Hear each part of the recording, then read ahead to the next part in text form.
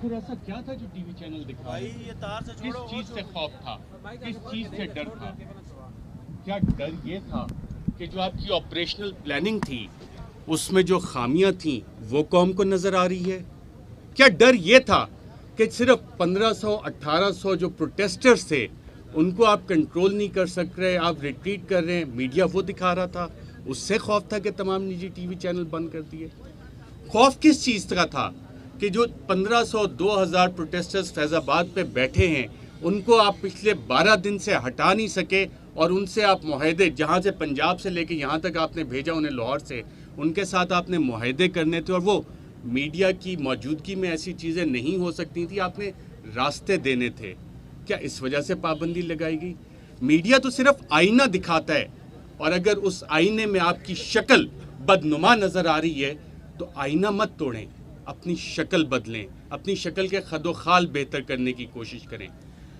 پاکستان مسلم league نواز کی حکومت نے آزاد میڈیا کے خلاف جتنے اقدامات کیے ہیں اتنے کسی ڈکٹیٹر کے دور میں نہیں ہوئے، اور میں اس کا حوالہ آپ کو باقاعدہ دیتا ہوں۔ ضمیر نیازی صاحب کی کتاب ہے پریس ان چینز، اس پہ اگر آپ ایوب خان والا چیپٹر اٹھا کے دیکھ لیں، اس میں نمبر آف پریس ایڈوائزرز اور قدغنے اور بلیک آؤٹ جو پرنٹ میڈیا کے حوالے سے تھا وہ منشن ہے تعداد۔ ضیاء الحق کے دور میں فزیکلی لوگوں کو ٹارچر کیا گیا، سزائیں دی گئی، ناصر زیدی صاحب اس کی زندہ مثال ہمارے سامنے بیٹھے ہیں۔ لیکن جو پریس ایڈوائزرز اور بلیک آؤٹس تھے، جو پریس ایڈوائزریز آتی تھیں، کوئی یونیفارمڈ آفیسرز آ کے بیٹھتے تھے، اتنے بلیک آؤٹ نہیں ہوئے، اتنی ایڈوائزریز نہیں ایشو ہوئیں جتنی کہ پچھلے 2 سال میں ہوئی ہیں۔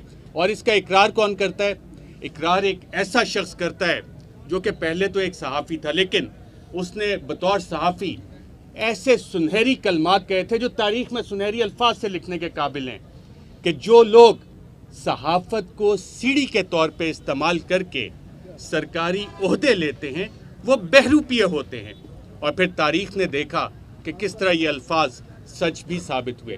چلیں اس کو بھی چھوڑیں، لیکن ہم صحافیوں کو یہ امید تھی کہ اگر ایک شخص جو کہ کہتا تھا کہ جناب جو لوگ صحافت کو سیڑھی کے طور پہ استعمال کر کے سرکاری عہدے لیتے ہیں بہروپیے ہوتے ہیں، اگر اس جگہ پہ پہنچ ہی گیا تو کم از کم صحافیوں کے لیے کچھ اقدامات کرے گا۔ ایسا کچھ نہیں کیا۔ اس نے کہا، اب وہ پنجابی کی ایک مثال ہے، کیمرے بھی کافی لگے ہوئے ہیں، جو لوگ تھوڑا بہت جانتے ہیں وہ سمجھ جائیں گے کہ جناب وہ ایک ماں کی دعا ہوتی ہے، اللہ کرے پتر تو پولیس والا بنے۔ تو آگے جب بیٹا پولیس والا بنتا ہے تو اس کے بعد وہ کیا کہتا ہے، اس کی پہلی خواہش کیا ہے کہ اماں سب سے پہلے نا میں تجھ پہ یہ FIR کاٹوں گا۔ تو اس شخص نے بھی یہی کام کیا، بجائے اس کے میڈیا کی ویلفیئر، اور اس جگہ پہ بیٹھ کے آپ میڈیا کی ویلفیئر کے لیے، ٹی وی چینلز کے لیے، الیکٹرانک میڈیا کی بہتری کے لیے بہت کام کر سکتے تھے، قوانین بنا سکتے تھے، نہیں، اس نے کہا جی میں تو کروں گا جی حضوری۔ اور جب ہم نے دیکھا 25 نومبر کو حکم نامہ آیا کہ اب وقت آ گیا ہے کہ جتنی تمہیں سیلری دی گئی ہے جو کہ MP1 اسکیل کے بھی خلاف ہے، اب نمک حلالی کرو، تو اس نے باقاعدہ نمک حلالی کی اور تمام ٹی وی چینل بند کر دی۔ اور یہ وہی شخص ہے، ظلم کے ضابطے، ظلم کے ضابطے ہم نہیں مانتے، ہم نہیں مانتے ظلم کے ضابطے۔ ہم کیا چاہتے ہیں؟ آزادی، حق ہمارا، آزادی، حق ہمارا، آزادی، نہ بھیک میں لیں گے، آزادی، نہ بھیک میں لیں گے، آزادی، ہم چین کے لیں گے، آزادی، ہم چین کے لیں گے، آزادی۔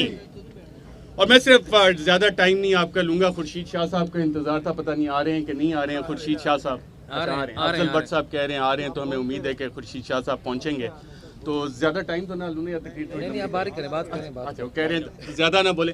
صرف میں آپ کو یہ بتا دوں 2 سال میں 380 پریس ایڈوائزریز اور سینسرشپس، احکامات، فائنز، پروگرام آف فیئر کرنا اس پیمرا نے کیے ہیں، جس کا چیئرمین ایک سیلف پروکلیم جو کہ اس نے خود کہا تھا وہ والے اقدامات۔ ہم یہاں پہ کھڑے کیوں ہیں؟ صرف سیکشن 5 نہیں ہے، اگر آپ لوگ جا کے پیمرا قوانین دیکھیں، پیمرا ایکٹ 2002 جو ایک ڈکٹیٹر نے بنایا اس لیے تھا کہ میڈیا پہ قدغن لگائی جائے، میڈیا کو کنٹرول کیا جائے، اس میں نہ صرف سیکشن 5 ہے بلکہ سیکشن 27، سیکشن 28 اور سیکشن 30 یہ اختیارات دیتا ہے جو بھی وہاں پہ کوئی سرکاری بہروپیہ بیٹھا ہوگا کہ کسی بھی وقت میڈیا چینلز کو آف ایئر کر سکتا ہے. یہ جدوجہد صرف سیکشن 5 تک نہیں، ان تمام کالے قوانین کے خلاف ہے جو آزادی صحافت کے خلاف ہے، جو ڈکٹیٹرز نے اس لیے بنائے کہ میڈیا کا گلا گھونٹا جا سکے.